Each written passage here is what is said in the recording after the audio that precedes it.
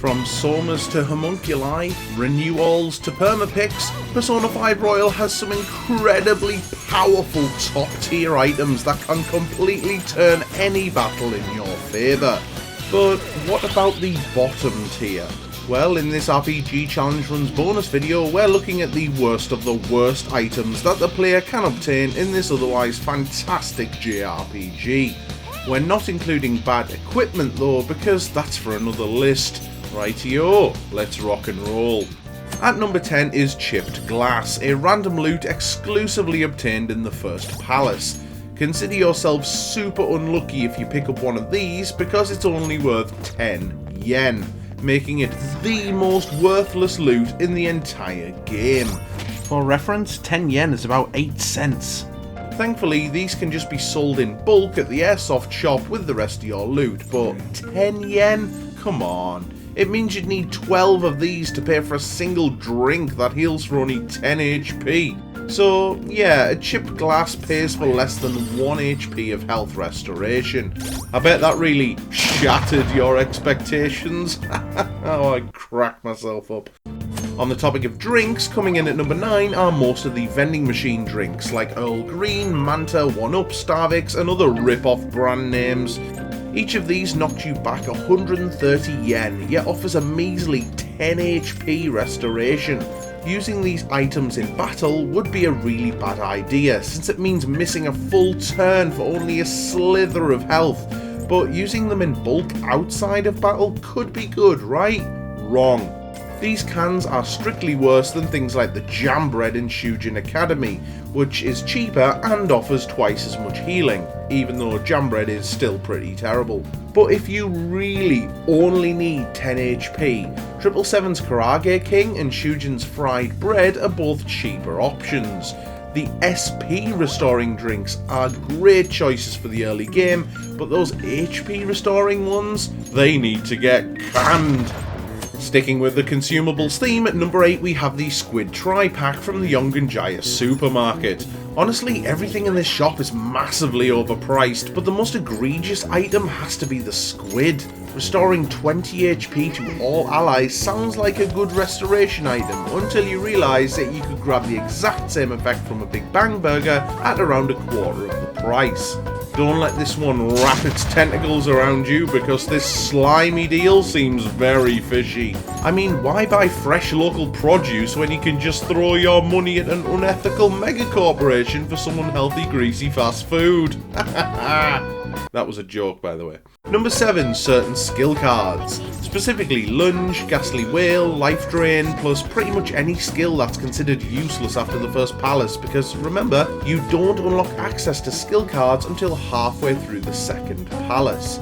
There are simply better card options by that point in the game, so I'd recommend showing your poker face and not going all in on these anytime soon. Here at number 6 is the No Fever sheet, previously named the Cooler Fire Pad. Available exclusively at the Kiyosuku kiosk in Shibuya's Underground Walkway, this item costs 300 yen and cures the Burn status ailment. The item description says it sucks the heat out of your head, but honestly, anyone buying this doesn't have much else in their head.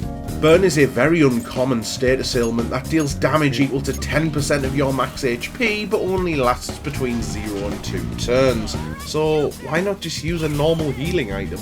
I mean, if you're super hardcore and are worried about being hit by wind or nuke for a technical combo, then why not just carry a few no harms or awaken sensors around with you?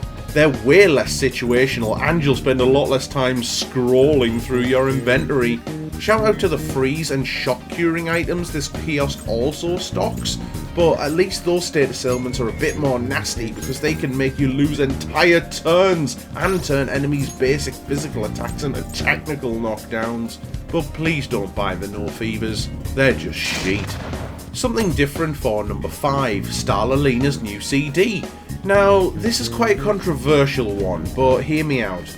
New to the Royal version of this game, this key item is awarded to the player if they speak to Starlalina on the 19th of March, providing you previously completed her request, an idol and a unicorn. So what does it actually do? Well, it unlocks a song in the Thieves' Den called He's a Trickster. So whether or not you think this item is good or not really depends on how much you enjoy the Thieves' Den, I suppose. As for the song itself, well, here are some of the top responses from the YouTube video of it.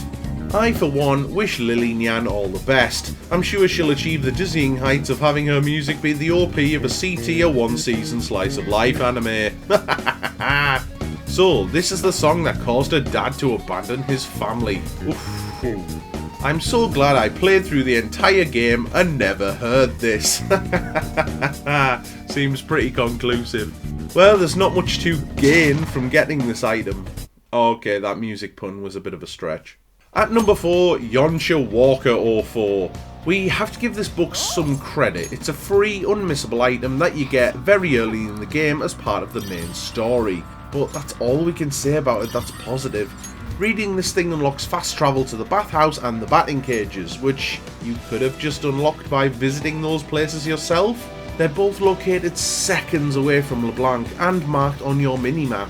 So honestly, using that reading time slot is much better spent on something from the library or Central Street's bookstore. A bit of a new player trap, this one. Have some spine and give it a miss. We're now in the top 3 and things are getting spicy. But what on earth could be worse than a free item?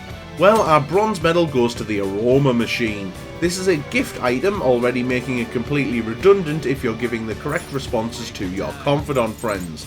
Trust me, it's very easy to 100% this game without using a single gift, especially if you're using a guide.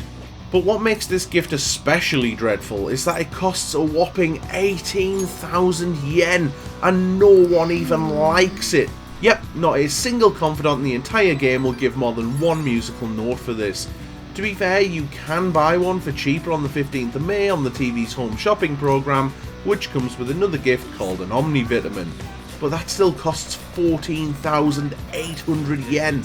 In the early game, that's not the kind of cash you can just go throwing around. Avoid the Aroma Machine, people, because this item just stinks. At number 2, our silver medal goes to the Photo of Clara.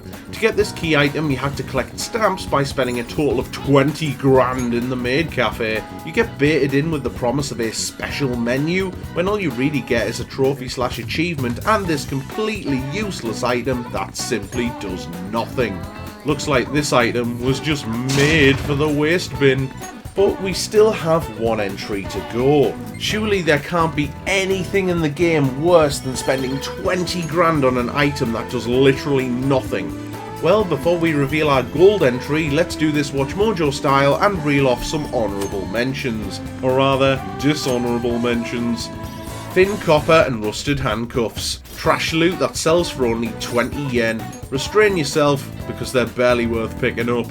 Theme Park Escort Book. This is a request reward that unlocks access to Destinyland as a hangout location. Shame this place becomes available halfway through the storyline anyway. That's one book that needs to be closed for renovation. Sickenine, however you want to pronounce it.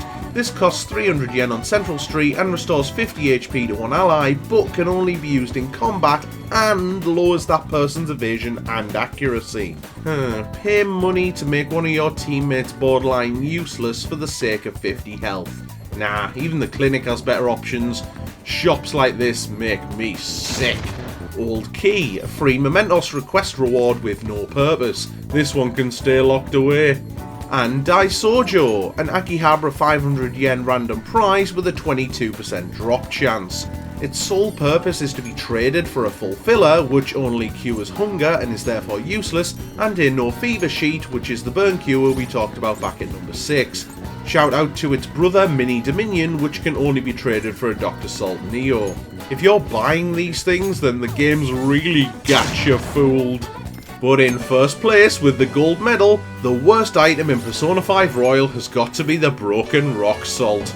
Costing you 100 grand, this almost worthless consumable will deal massive damage to your wallet. It's sold as a holy stone by the fortune teller in Shinjuku, but really its only purpose is to restore a measly 5 SP to one character, something which a simple can of Argonade can accomplish for a tiny fraction of the price.